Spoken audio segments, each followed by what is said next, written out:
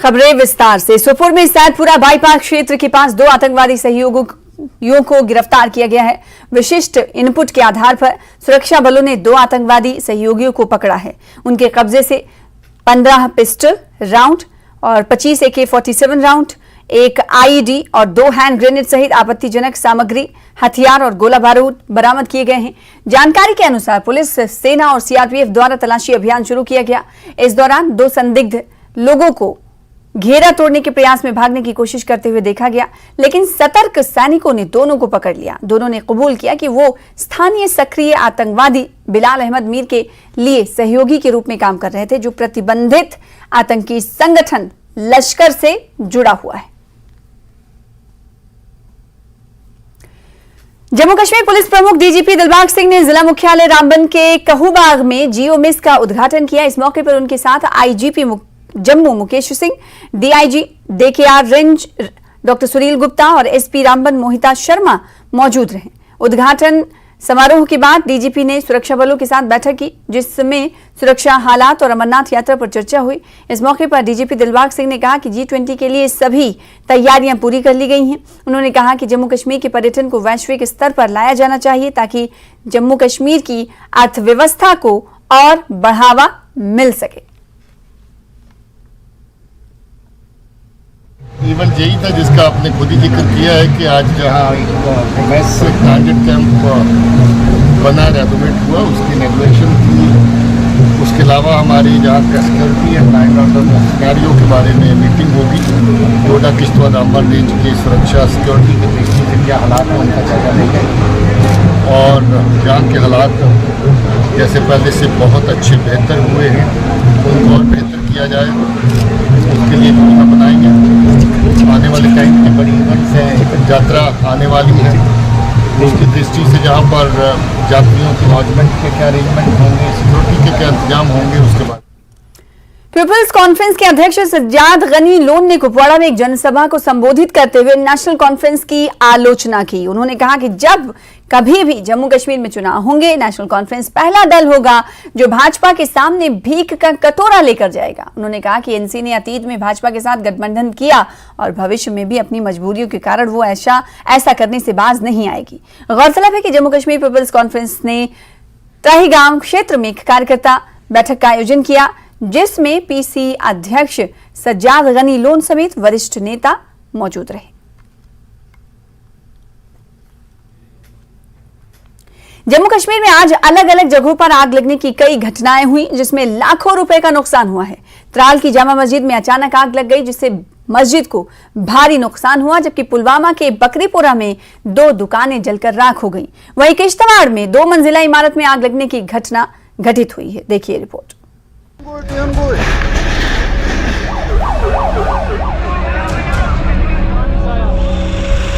जम्मू कश्मीर में अलग अलग मकामात पर लगी भयानक आग से लाखों रुपए का नुकसान हुआ है। जामे मस्जिद नूरुल इस्लाम तराल में अचानक आग लगने से मस्जिद को शदीद नुकसान पहुंचा है। इलाके में फायर ब्रिगेड की मुनासिब तादाद न होने से आग पर काबू पाने पर काफी दिक्कतों का सामना करना पड़ा। यहाँ जब तक आग बुझाने की गाड़ियाँ पहुँचती, तब तक भयानक आग से काफी नुकसान हो चुका था। फायर सर्विसेज की खिदमत से यहाँ के लोग काफी नाराज नजर आए। तो गाड़ियाँ है सर्विस, इस फायर सर्विस की 2 गाड़ियाँ वो आ गई, लेकिन कुछ कमाल नहीं किया। अगर यहाँ त्राल 12 में 2 होती और त्राल पाइन में 2 होती, जैसा कि हमने बार बार कहा कि त्राल इतना बहुत बड़ा एरिया है, इसमें तो 4, 5, 8 तक रखो, लेकिन सिर्फ वही पुरानी 2 गाड़ियाँ रखी है यहाँ गवर्नमेंट ने। 8:30 बजे यहाँ पे आग लगी। फायर सर्विस आई 10 मिनट कम ना आई फायर सर्विस यहाँ पे। 8:50 पे आई फायर सर्विस। तब तक हमने अंदर से सारा सामान निकाला, आराम से निकाला, तब फायर सर्विस यहाँ पे नहीं थी। ये टोटली यहाँ पे एडमिनिस्ट्रेशन डिफेक्ट है, एडमिनिस्ट्रेशन फेलियर है। यहाँ पे त्राल में 2 गाड़ियां खाली फायर सर्विस की। यहाँ पे कम से कम ये इतना बड़ा इलाका है, इतना वसी इलाका है, 108 विलेज है। यहाँ पे कम से कम 4 से 6 गाड़ियां होनी चाहिए फायर सर्विस यहाँ पे। अगर बर वक्त फायर सर्विस यहाँ पे आती तो मस्जिद बच जाती। कोई सामान ही नहीं है, 2 नोजले उनके पास थी ही नहीं, जो खाली पाइपें ऐसे ही चल रही थी। पहले उनको मोटर ही स्टार्ट नहीं हुआ, फिर क्या करते वो, तब तक तो आग फैल चुकी थी। तब तक अब चौथी गाड़ी आ रही है 10:22 पे पांपोर से गाड़ी आ रही है। 8:30 पर आग लग रही है यहाँ पर। तो आप देखिए कितना टाइम लग रहा है फायर सर्विस को आने में। यही यहाँ की एडमिनिस्ट्रेशन है। 85 से आज तक यहाँ पर गाड़ियां नहीं लाई गई। फिर एक गाड़ी लाई, 2 गाड़ियां, 108 ग्राउंड के ऊपर 2 गाड़ियां फायर सर्विस है। दूसरा वाकया किश्तवाड़ के दूरउफ्तादा इलाके का है, जहां रात में शॉर्ट सर्किट की वजह से एजाज अहमद नामी शख्स की 2 मंजिला इमारत मुकम्मल तौर पर खाकस्तर हो गई। मकामी लोगों, पुलिस और फौज ने आग बुझाने की पूरी कोशिश की, लेकिन तब तक मकान मुकम्मल तौर पर जल चुका था। यहाँ भी फायर सर्विसेज न होने के सबब लाखों का नुकसान उठाना पड़ा। तीसरा वाकया जिला पुलवामा के हकरीपुरा इलाके का है, जहां रात को आग लगी, जिसमें एक किराना दुकान पूरी तरह जलकर राख हो गई। दुकान के मालिक ने बताया कि इस वाक़े में इनकी दुकान में मौजूद तमाम सामान जलकर राख हो गया। इनको भारी नुकसान उठाना पड़ा है। दुकान पे द्रास तम फोन तो तमो कोर फायर सर्विस फोन तो तमो कहल कोबू कोर्मुत नार नुकसान लागू रपस 10-15 लाख। इन तमाम वाकयात में खुशकिस्मती से कोई जानी नुकसान नहीं हुआ, लेकिन लोग फायर सर्विसेज से नाराज नजर आए। लोगों का कहना है कि अगर बर वक्त आग बुझाने की गाड़ियां पहुंच जाए तो नुकसान पर किसी हद तक काबू पाया जा सकता है। जरूरत है कि हुकूमत और इंतजामिया मजीद फायर सर्विसेज को तौसी करने की तरफ ध्यान दे। Bureau report, news 18 JKLH। आगे बढ़ेंगे। फिल्म द केरला स्टोरी में जिस सच का दावा किया गया, उसके बाद से पूरे देश में सियासत गर्म है। कुछ सियासी दल जहां इसे प्रोपेगेंडा करार दे रहे हैं, तो कई दलों ने इसे हकीकत से जुड़ा हुआ बताया है। फिल्म द केरला स्टोरी के जरिए जिस सच को बयान करने का दावा किया गया, उस पर सियासत भी जमकर हो रही है। पश्चिम बंगाल की मुख्यमंत्री ने इस फिल्म पर रोक लगा दी। राज्य के मुख्यमंत्री ने इस पूरी फिल्म को कश्मीर फाइल्स की तरह प्रोपेगेंडा करार दिया। Why this Kashmir files? To humiliate one section. What is this Kerala files? Though I don't support the CPM people, I am talking about the people. I am not talking about the CPM party because they are working with BJP. Instead of me, it was their duty to criticize it. But they work together. I am sorry. I will request the state government chief minister. Very sad that your party is working with BJP. And that BJP is showing the Kerala files a distorted stories. पश्चिम बंगाल सरकार के इस फैसले का हालांकि फिल्मी दुनिया से जुड़े लोग विरोध कर रहे हैं। फिल्म निर्माता अशोक पंडित का कहना है कि ऐसे फैसले लेने से पहले सरकारों को ये भी सोचना चाहिए कि देश के अलग अलग राज्यों की अदालतों ने इस फिल्म पर रोक की अपीलों को खारिज कर दिया था। द केरला स्टोरी को जिस तरीके से वेस्ट बंगाल की सरकार ने बैन किया है, मैं उसको कंडेम करता हूं। जब जुडिशरी ने इस प्ली को रिजेक्ट किया, बैनिंग के प्ली को, तो फिर थोड़ी बहुत तो आई थिंक पॉलिटिकल विल होना चाहिए कि हम जुडिशरी की इज्जत करें, सीबीएफसी की इज्जत करें। पश्चिम बंगाल की सरकार ने फिल्म पर रोक लगाई तो उत्तर प्रदेश सरकार ने इसे टैक्स फ्री करने का ऐलान किया है। राज्य के उप मुख्यमंत्री का दावा है कि वो चाहते हैं कि लोग इस फिल्म को देखें और अपने आसपास घड़ी जा रही साजिश को समझें। साथ ही उन्होंने पश्चिम बंगाल रियासी में होने वाले राफ्टिंग एडवेंचर को संबंधित विभाग के अधिकारियों द्वारा कुछ समय के लिए बंद रखने को कहा गया। आज से ठीक 2 दिन पहले दरिया चनाब में एक राफ्ट पलटने से जो हादसा घटित हुआ था, उसी के चलते सभी राफ्टिंग के सभी पॉइंट्स को बंद कर दिया गया। इसके हवाले से हम आपको मुकम्मल स्टोरी दिखाएंगे, तफसील आपको देंगे छोटे से ब्रेक के बाद। ब्रेक के बाद एक बार फिर से आपका स्वागत करते हैं। खबर रियासी से है, जिसका जिक्र हमने किया था। रियासी में होने वाले राफ्टिंग एडवेंचर को संबंधित विभाग के अधिकारियों द्वारा कुछ समय के लिए बंद रखने को कहा गया है, बंद रखने का फैसला किया गया है। आज से ठीक 2 दिन पहले आपको बता दें कि दरिया चनाब में एक राफ्ट पलटने से जो हादसा घटित हुआ था, उसी के चलते सभी राफ्टिंग के सभी पॉइंटों को बंद कर दिया गया है और इसके बाद पर्यटक निराश हो रहे हैं।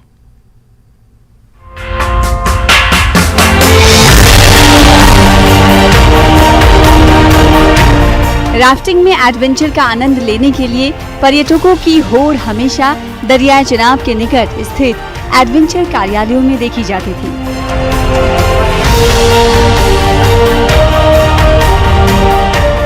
लेकिन 2 रोज से सभी एडवेंचर्स कार्यालय बंद हैं, जिसके चलते यहां से रौनक गायब है।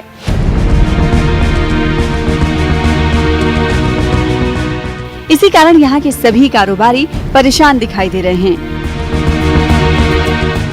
जो नहीं होना चाहिए, आपको पता है कि रिवर में एडवेंचर है, बोट उलटना पलटना है नॉर्मल चीजें, ये चीजें होते रहता है। तो गाइड की खुद की गलती है, जिस चीज में उन्होंने मतलब रेस्क्यू खुद नहीं कर पाए। वो खुद अगर बोट पे स्विम करके जाते तो रेस्क्यू करने का उनके पास टाइम था और रेस्क्यू कर सकते थे, पर जो यहाँ पे गाइड है उनको थोड़ा मतलब चेक करके भेजे, रिवर में चेक करके भेजे, उनकी यहाँ ट्रेनिंग दिया जाए। यहाँ पे बंद होने से कितना नुकसान? सर बंद होने से यहाँ पे मतलब हर कंपनी में 2 से 3 गाइड है, जो कि सब बेरोजगार हो गए इस टाइम पे। हेल्पर भी है, ड्राइवर लोग भी है, सब लोगों को मतलब बेरोजगार हो गए इस टाइम पे। अपनी थी तो काम चल रहा था, उनका भी चल रहा था और हमारा भी चल रहा था। हमारा है क्या यही, कोई चाय वगैरह कुलचे वगैरह को खा लेता आके। अभी तो कोई गाड़ी रुकती नहीं, टूरिस्ट रुक रहा ही नहीं है। राफ्टिंग में तो क्या करेगा टूरिस्ट रुके धूप में यहाँ पे। तो कितने पॉइंट चला करते थे पहले मेरे ख्याल से 15 से 16 पॉइंट थे यहाँ पे राफ्टिंग वाले जो चल रहे थे।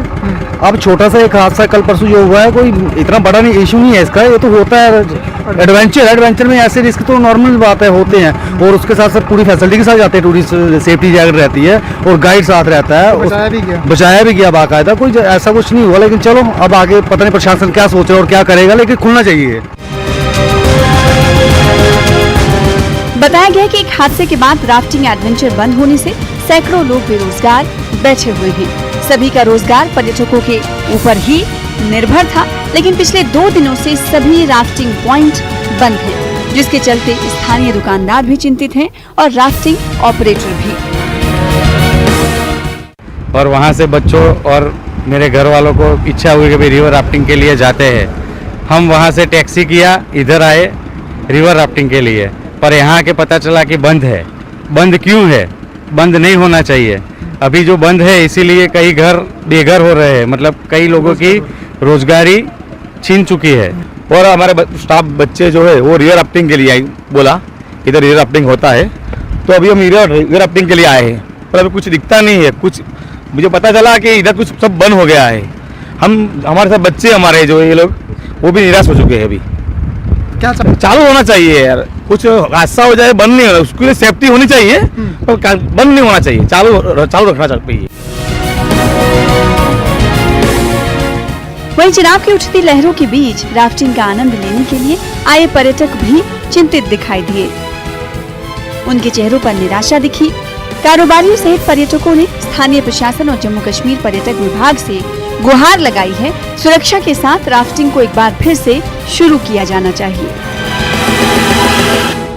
रियासी के दरिया चिनाब में चलने वाले तमाम राफ्टिंग एडवेंचर्स अभी फिलहाल के लिए बंद रखे गए हैं। संबंधित विभागीय अधिकारियों द्वारा ये आर्डर जो है वो निकाला गया है। अब तमाम जो राफ्टिंग एडवेंचर्स यहाँ पर दरिया चिनाब में हुआ करते थे वो फिलहाल बंद हो चुके हैं। इन पॉइंट्स के बाहर जो है वो वीरानगी देखी जा रही है।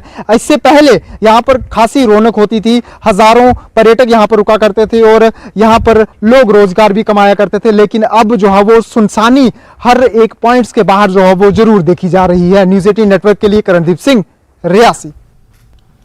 राजौरी के नौशहरा में बजरंग दल द्वारा कांग्रेस के खिलाफ हनुमान चालीसा का पाठ पढ़ा गया। कांग्रेस के घोषणा पत्र में आपको बता दें कि बजरंग दल पर बैन के दावे के बाद नौशहरा में विरोध किया गया। इस दौरान बजरंग दल के कार्यकर्ताओं ने कांग्रेस पार्टी के विरुद्ध आक्रोश व्यक्त किया। होश में आए कांग्रेस सरकार, जिस तरह वो बातें कर रहे हैं, उनकी जो नीति वो सामने आ चुकी है, जो प्रेम उनका वो भारत वर्ष को पता चल चुका है, किस तरफ उनका प्यार झुक रहा है। हम चाहते हैं ये एक सामाजिक संगठन है। जिस तरह आपने देखा होगा कोरोना के टाइम हमारे बजरंग दल ने हमेशा आगे बढ़कर काम किया। तब कहां थे ये कांग्रेस के जितने भी लोग हैं, तब हमें सड़कों पर नहीं मिले। कोरोना के टाइम हमारे युवाओं ने अपना जो है खून भी लोगों को दान किया। इधर ब्रिजभूषण शरण सिंह को जल्द गिरफ्तार किए जाने की मांग को लेकर धरने पर बैठे पहलवानों को समर्थन देते हुए आरएसपुरा में राजनीतिक और किसान संगठनों ने संयुक्त रूप से प्रदर्शन किया। यहां मौजूद नेताओं ने चेतावनी देते हुए कहा कि अगर सरकार ने जल्द से जल्द ब्रिजभूषण सिंह को गिरफ्तार नहीं किया तो आने वाले दिनों में विरोध प्रदर्शन जारी रखे जाएंगे। किसान नेता चौधरी मोहन सिंह की अध्यक्षता में महात्मा गांधी पार्क में एकत्रित हुए लोगों ने महात्मा गांधी पार्क से लेकर शहीद देवेंद्र शर्मा चौक तक एक रोष रैली निकाली और उसके बाद सरकार का पुतला फूंका। जो आज हमारा प्रोटेस्ट है, जो हम सब साथियों ने मिलकर, कामरेड किशोर जी, बद्री जी और बाकी सारे साथी मिलकर हमने किया है, ये उन पहलवानों के समर्थन में है जो दिल्ली में हमारी बेटियां बहुत दिन से धरने में बैठी हैं। जो मोदी सरकार गूंगी बहरी सरकार है, जो उनकी आवाज नहीं सुन रही। हम ये चाहते हैं कि हमारी 20 सपोर्ट जम्मू के लोगों का, जम्मू के जो किसान हैं उनकी 20 सपोर्ट उन बेटियों का है और इस सरकार को अवेयर करना चाहिए, आगाह करना चाहते हैं। आप जागिए, आप झूठे नारे देते हो बेटी बचाओ बेटी पढ़ाओ, ये तो आपका झूठा बकवास साबित हो गया है। आज बेटियां मारे के महीनों से, आपने उनकी बात नहीं सुनी। 5 को एक्ट अगर लगाया है सुप्रीम कोर्ट ने, उसके ऊपर एप्लीकेशन दायर हो गया है, तो आप लोग उसको रेस्क्यू नहीं करते भाई। वो क्या बात, क्या परेशानी है आपको, क्यों नहीं कर रहे आप? कानून सबके लिए बराबर है। वो मेंबर पार्लियामेंट का खुदा नहीं बन गया, वो लोगों का नौकर है, वो लोगों ने वोट देकर से जिताया है। तो हमारी ये सरकार से मांग है, आप जल्दी से रेस्ट करो, नहीं तो हम सड़कों पे आएंगे, हमें दिल्ली जाना पड़े जाएंगे, हमें रोड बंद करना पड़ा, बाजार बंद करना पड़ा, ऑफिस बंद करने पड़े, हम नहीं रुकेंगे अगर सरकार से रेस्ट नहीं करेगी। हमारी यही मांग है लास्ट में, उसको फौरी तौर पर। All Jammu Kashmir paramilitary forces ex serviceman welfare association के सदस्यों ने मांगों को लेकर कठुआ में प्रदर्शन किया। उन्होंने कहा कि 24 घंटे देश की रक्षा करते हुए अपने प्राणों तक की आहुति दे देते हैं, लेकिन सरकार समस्याओं का हल करने का कोई भी प्रयास नहीं कर रही। पेंशन सहित मांगों को पूरा न करने पर प्रदर्शनकारियों ने मोर्चा खोलने की वार्निंग दी है। एक्स इंस्पेक्टर बिशंबर दास, हम यहाँ इसलिए इकट्ठे हुए हैं कि हमारे साथ गवर्नमेंट ने बहुत अन्याय किया। 6 पे कमीशन में बिल्कुल उन्होंने 6 पे कमीशन ठीक दी थी आर्मी की और पैरामिलिट्री फोर्स की, एक ही स्केल थी पहले, लेकिन आर्मी वालों ने 6 पे कमीशन को नामंजूर कर दिया, उन्होंने इम्प्लीमेंट नहीं किया और 3 महीने के बाद उन्होंने कैबिनेट की बैठक बुलाई और उनकी रिवाइज होके आर्मी का और पैरामिलिट्री फोर्स के जवानों का पे और इसमें पेंशन में कम से कम 18,000 का अंतर है। हर रैंक में, सैलरी में, पेंशन में, हर रैंक में 18,000 20,000 का फर्क है। ये गवर्नमेंट को सोचना चाहिए। ठीक है, उनको भी दो, आर्मी को भी दो, लेकिन बाकी का भी ध्यान रखना चाहिए गवर्नमेंट को। ये मतलब डिस्ट्रिक्ट लेवल के ऊपर इसकी डिस्पेंसरी होनी चाहिए ताकि जितने भी एक्स मैन हैं हमारे पैरामिलिट्री फोर्सेस के, उनको बेनिफिट मिल सके, उनको दूर जम्मू में जाकर के अपना ट्रीटमेंट ना कराना पड़े और जो पैनल हॉस्पिटल हैं उनके लिए वो यहाँ से रेफर हो सके। ये हमारी एक मुख्य मांग है। दूसरी, पेंशन की जो आर्मी से रिलेटेड, हम ये नहीं कहते हैं कि आर्मी को क्यों मिल रही है, हम कहते हैं आर्मी को दो, आप जो उनका हक है उनको दो, मगर जो हमारी जो जवान है जो पूरे बॉर्डर पर लड़ाई में मर रहे हैं, इसमें जो रोज के रोज, जैसे अभी सीआरपी के कुछ जवान, बीएसएफ के कुछ जवान मौत का शिकार हुए हैं, शहीद हुए हैं, वो उनके हक के लिए भी गवर्नमेंट इसको शहीद का दर्जा और उनको पेंशन जो है वो बेनिफिट। जम्मू कश्मीर सरकार द्वारा शुरू की गई पहल को आगे बढ़ाते हुए उपायुक्त बांदीपुरा डॉक्टर उवैस अहमद ने सुंबल सब डिवीजन में ब्लॉक दिवस आयोजित किया। इस विभिन्न क्षेत्रों से आए लोगों ने इस कार्यक्रम में हिस्सा लिया।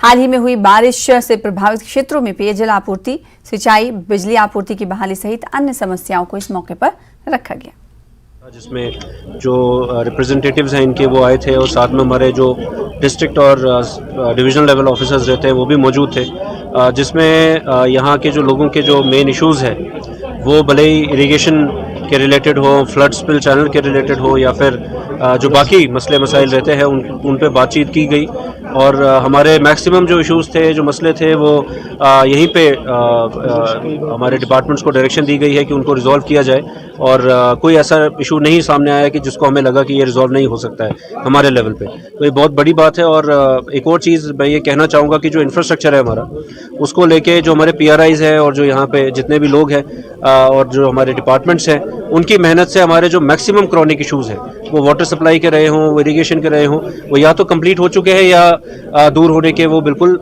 नज़दीक है। डीसी डोडा विशेष महाजन ने स्थानीय लोगों के मुद्दे और शिकायतों को सुनने के लिए ब्लॉक मुख्यालय आसर में आयोजित ब्लॉक दिवस कार्यक्रम की अध्यक्षता की। कार्यक्रम के दौरान सड़कों पर ब्लैक टॉपिंग, एम्बुलेंस की सुविधा, पंचायतों के लिए विशेष आधार कार्ड अपडेशन सेंटर जैसे मुद्दों पर चर्चा की गई। डीसी ने शिकायतों को सुना और संबंधित अधिकारियों को इसका समाधान करने के निर्देश दिए। माल जो हमारा रामनगर से डिस्ट्रिक्ट उधमपुर से इधर बगर की डोडा डिस्ट्रिक्ट में आ चुका है, डोडा डिस्ट्रिक्ट में आ चुका है। आप डोडा उधमपुर से भी गाड़ियां मिल रही हैं, जम्मू से भी मिल रही है, कठुआ से भी मिल रही है, सामने से भी मिल रही है। हमें डिस्ट्रिक्ट डोडा से इस वक्त तक गाड़ी कोई नहीं मिली। मेरी ये रिक्वेस्ट है कि हम यहाँ से दक्षिण जाते हैं भेड़ बकरी लेकर, मजबूर हैं हम इस वक्त रास्ते में पड़े हुए हैं। बारिश की वजह से हमारा माल भी मर गया, मवेशी खत्म हो चुकी है। तो मेरी ये रिक्वेस्ट थी डी साहब से, मैंने ये बात की थी। तो मेरी यही रिक्वेस्ट है जनाब, हम यहाँ से डिस्ट्रिक्ट डोडा से हम दक्षिण के लिए जा रहे हैं। आप भेड़ बकरी लेकर, घोड़े लेकर, बच्चे लेकर, तो हमें असहूलियत दी जाए, हमें थोड़ी गाड़ी दी जाए, जैसे और लोगों को दे रहे हैं हमें भी दे दो। मकान मिल गए और बाकी लोग बकाया है उसकी भी मैंने डिमांड की डीसी साहब से। और 2014 में IOI की मकान कुछ लोगों ने बनाए हुए हैं जिनको अभी तक पैसा नहीं मिला है, और मैंने ये भी आज अपनी डिमांड रखी। ये ब्लॉक दिवस बेसिकली एक इंटरैक्टिव मोड है डिस्ट्रिक्ट एडमिनिस्ट्रेशन के सारे ऑफिसर्स और लोगों के बीच में। लोगों के जो छोटे छोटे मसले मसाइल हैं जो मौके पे सॉल्व हो सकते हैं उसके लिए डायरेक्शंस दी गई हैं। जहां जहां पॉलिसी मैटर्स रिक्वायर्ड है या यहाँ जहां एस्टिमेशन रिक्वायर्ड है उसके लिए भी हिदायत दे। फिलहाल इसी के साथ खास रिपोर्ट में इतना ही। छोटे से ब्रेक के बाद देखिए अपना हिमाचल। दीजिए इजाजत, नमस्कार।